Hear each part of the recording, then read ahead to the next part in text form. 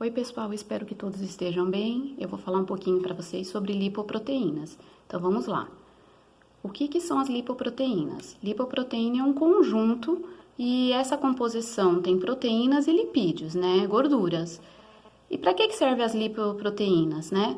Como elas são organizadas? Elas são organizadas para facilitar o transporte das gorduras pelo sangue. As gorduras não podem simplesmente circularem no sangue sozinhas, elas precisam de uma ajuda, de alguém que leve ela, de algo que carreie elas. E tudo que carreia, a gente fala em proteínas. Então, as apoproteínas são as proteínas que se ligam aos lipídios, às gorduras, para poder circular na corrente sanguínea. A estrutura básica de uma lipoproteína são iguais, né? Só vai variar o tamanho e a proporção, os componentes dela. Então, por exemplo, numa lipoproteína, ela tem a parte que a gente chama de fração proteica, que são as apoproteínas, que eu já falei para vocês, e a parte lipídica. A parte lipídica é a parte de gordura. E ela é composta do quê? Colesterol, triglicerídeo, fosfoglicerídeos. O que são os fosfoglicerídeos? São lipídios, gorduras de membranas biológicas. Como elas são divididas? Pelas suas características físico-químicas. Então, o que são isso? Todo mundo já deve ter ouvido falar do exame de colesterol total e frações. Então, as frações são as características físico-químicas. Então, VLDL, LDL, HDL são todas as frações do colesterol. São as dosagens de frações de lipoproteínas dentro do colesterol que ele precisa verificar e vocês vão entender por quê.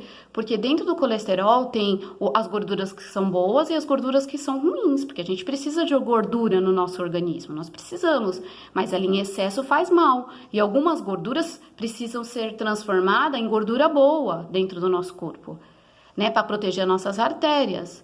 Então, como que colhe esse exame, né? Colesterol total e frações, triglicerídeos. Geralmente o paciente fica em 12 horas de jejum e é feito o exame em tubo seco, né? É o vermelho ou o amarelo, que é com gel separador. É assim que é coletado o exame. Esses são os tubos utilizados. Tem a classificação das lipoproteínas, então quilomicron, vocês vão entender o que é o quilomicron, vou explicar para vocês. O VLDL e LDL, LDL são as frações ruins e o bom o HDL. E LDL é uma fração que a gente quase não escuta falar dele, mas mais para frente vocês vão entender. De onde que vem o colesterol? O colesterol é do que eu como, então tudo que eu me alimento tem algum tipo de gordura, gordura animal, vegetal, e aí essa gordura entra para o nosso trato gastrointestinal, ela é sintetizada e metabolizada no fígado, e a partir daí que ela vai entrar para as veias e artérias, então é aí que mora o perigo. Se eu tenho um fígado que não está funcionando bem, se eu tenho um problema hepático, provavelmente a pessoa vai ter problema de colesterol também, porque ele não está bem de saúde. Então, a sintetização desse colesterol não vai ser adequada. Quilomicros, né? Falando dentro do colesterol. São moléculas grandes de lipoproteína, são sintetizadas pelo intestino. No quilomicron tem triglicerídeos de origem alimentar, né? Então, que a gente come. Ele possui mais gordura do que proteínas, eles são mais densos no plasma sanguíneo. Então, quando a gente colhe um exame de sangue e às vezes a gente vê um aspecto turvo no exame de sangue, um aspecto leitoso, o plasma parece gorduroso, são os quilomicros que estão ali flutuantes nesse plasma. E o VLDL? Eles são já são moléculas um pouco maiores, né? Porém, eles são menores que o quilomicron. O fígado que sintetiza, né, ele e as outras frações, ele tem 50% de triglicerídeos, 40% de colesterol, 10% de proteína, ele que transporta os triglicerídeos, né, de dentro do corpo, e o colesterol para os tecidos periféricos, então chega na nossa periferia, ele que transporta.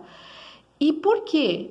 Na periferia, eles vão ser utilizados como fonte de energia, mas eles também são capazes de deixar o plasma turvo. Então, VLDL também pode ser que a gente perceba no exame o plasma meio turvo, assim. Então, se eu perceber o plasma leitoso, meio turvo, pode ser quilomicrons ou VLDL, que eu tô vendo a olho nu.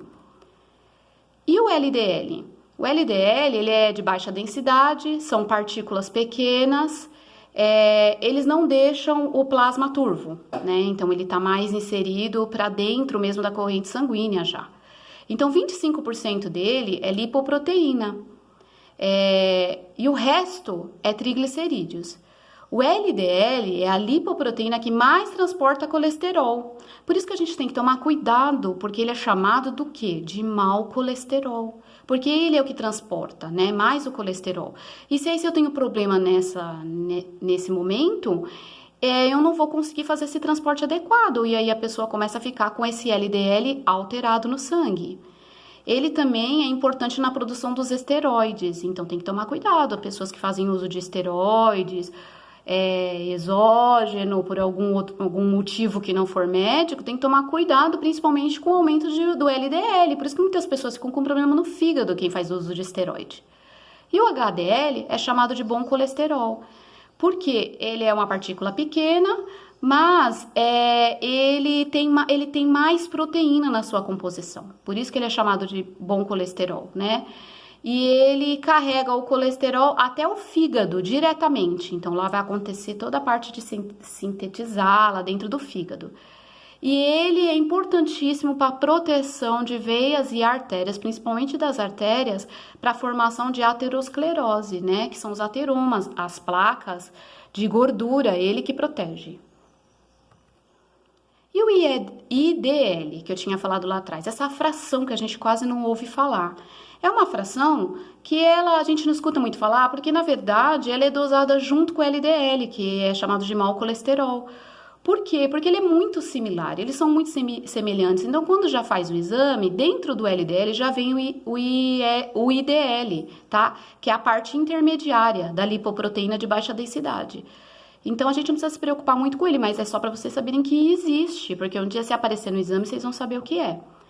Então, tem sempre uma brincadeira que as pessoas fazem para gravar, né? LDL, para gravar que é mau colesterol, é logo Deus leva. E HDL, hoje Deus livra, para gravar como mau e bom colesterol, né? Mas não é só o LDL que é considerado o colesterol ruim, né? A gente também tem que pensar que tem outras frações. O ILDL dentro dele e o outro, VGLDL lá, tá?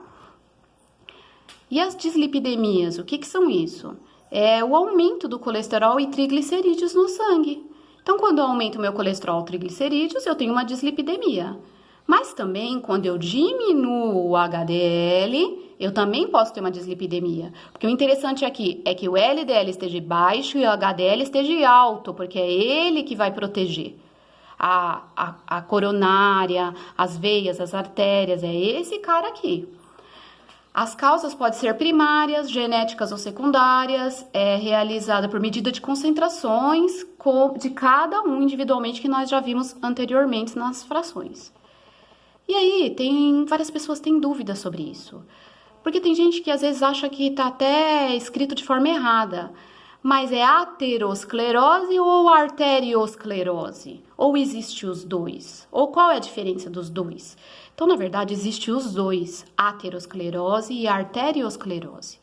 Os dois são doenças cardiovasculares. A aterosclerose é um processo evolutivo, inflama as artérias, as veias, porque o endotélio vascular, ele vai ser inflamado porque eu tenho um aumento elevado do LDL, que é o mau colesterol, e eu produzo uma placa de gordura e eu estreito o lumen dessa veia ou dessa artéria. Então, pode ter um entupimento, entope as veias, entope as artérias. É uma doença de vários fatores, mas dieta, exercício físico, a pessoa não fumar, tudo isso ajuda a eu não ter placas de ateromas. E a arteriosclerose? Ela é diferente, ela não é uma doença que vai ocluir a parte vascular dos vasos. O que vai acontecer? Ela vai endurecer, tem um endurecimento de todas as artérias, esses vasos comprometidos. Então, o que acontece? Ela dilata difusamente, tem uma hipertrofia de grandes artérias e aí perde a elasticidade. Então, fica aquela veia dura, aquela veia extremamente... Até na palpação a gente sente se essa veia for mais periférica, porque pode acontecer em várias partes do corpo. As manifestações clínicas, pode a pessoa começar a ter problema cardíaco, uma hipertrofia do ventrículo esquerdo, pode diminuir a perfusão coronariana, ela pode ter um aumento da pressão sanguínea sistólica, né, que é a pressão máxima, que é a PA mais alta. Então, o que acontece? A aterosclerose, tem uns desenhos aqui para vocês não esquecerem, vai formar a placa de ateroma, né? E o que vai repercutir nisso? É aí que fala, vai entupir artérias, veias, aí pode ter o que? Angina, IAM, que é infarto agudo do miocárdio, hipertrofia ventricular, ICC, que é insuficiência cardíaca, AVC, insuficiência renal, doença vascular periférica e arteriosclerose. Então, eu posso ter aquele endurecimento que eu comentei com vocês, não só no coração, por isso que eu coloquei aqui, então as tromboses venosas também pode ser por arteriosclerose, só para vocês não esquecerem. E tem alguns exames aqui para vocês analisarem, depois vocês olhem direitinho aqui, tem os resultados, só de olhar, vai olhando a referência do jeito que eu já ensinei no hemograma, na urinálise para vocês, é igual. Então, todos aqui. E aqui nesse último slide tem algumas recomendações para vocês não esquecerem, mostrando aonde tem alguma coisa sobre colesterol mais alto e não esquecerem, né, de evitar fumo, evitar gordura, fazer atividade física e a gente manter o nosso HDL alto e LDL baixo, tá bom? Espero ter ajudado, abraço a todos.